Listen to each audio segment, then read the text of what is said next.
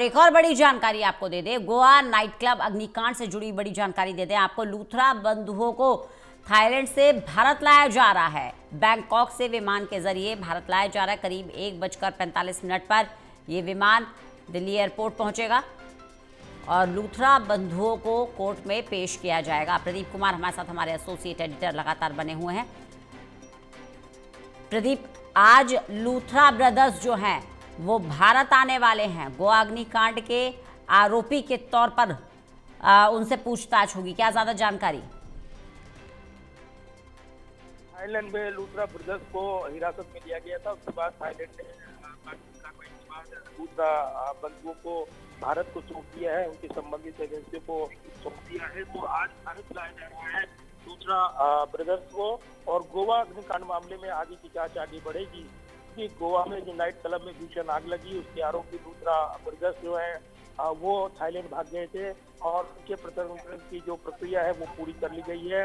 Thailand ने Luthra brothers को भारत को सौंपा है। सीबीआई की टीम उनको लेकर फ्लाइट से वापस आ रही है।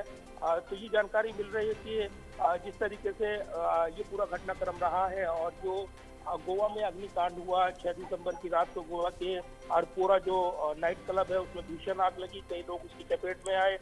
इसमें 5 पर्यटक समेत 25 लोगों की मौत हुई थी, दुखद मौत। और उस हादसे के बाद लूथरा ब्रदर्स जो है दिल्ली में थे और घटना के फौरन बाद दिल्ली से थाईलैंड भाग निकले थे। इसको लेकर बड़े सवाल उठे थे क्योंकि फ्लाइट डिले चल रही थी या कैंसिल हो रही थी इंडिगो की, लेकिन वो भागने में कामयाब रहे। उसके बाद सवाल उठे, लेकिन उसके बाद घर पकड़ा गया और गोवा पुलिस और जो संबंधित केंद्रीय एजेंसियां उनकी कार्रवाई हुई। और थाईलैंड के जब एयरपोर्ट से लूथरा ब्रदर्स का वीडियो सामने आया तो उसके बाद इंटरपोल और भारतीय उच्चायोग की मदद ली गई और गौरव लूथरा और सौरभ लूथरा का प्रत्यर्पण कराया जा रहा है। करीब 1:45 पर विमान पहुंचेगा, ये जानकारी मिल रही है। और उसके बाद उसको कोर्ट में आज ही पेश किया जाएगा ताकि आगे की कानूनी प्रक्रियाएं पूरी की जा सके। बिल्कुल, आगे की कानूनी प्रक्रिया पूरी की जाएगी और कोर्ट में पेश किया जाएगा। लेकिन प्रदीप जी, अगर आप इस पूरे घटनाक्रम को देखेंगे, सीधा सीधा सवाल खड़ा होता है कि जब किसी तरह के इंतज़ाम, एग्जिट के किसी तरह के इंतज़ाम नहीं थे, इमरजेंसी एग्जिट नहीं था, तो कैसे लाइसेंस मिल जाता है, कैसे एनओसी मिल जाती है इस तरह के नाइट क्लब्स को?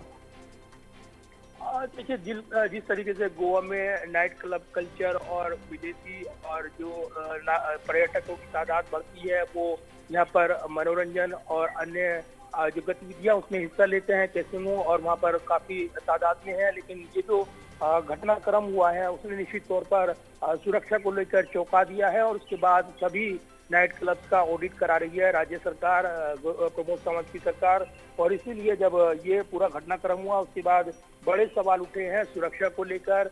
इस अग्निकांड ने निश्चित तौर पर इस भीषण अग्निकांड ने गंभीर सवाल उठाए हैं और उसके बाद चुनौती बनी है। तो ये लूथरा ब्रदर्स के खिलाफ जो है गैर इरादतन हत्या, लापरवाही का मामला दर्ज हुआ था। घटना की रात दिल्ली में एक शादी में शिरकत करने पहुंचे थे और जैसे ही ये जानकारी मिली कि क्लब में अग्निकांड हो गया है तो वो अगले दिन थाईलैंड भाग गए थे, ये जानकारी मिली।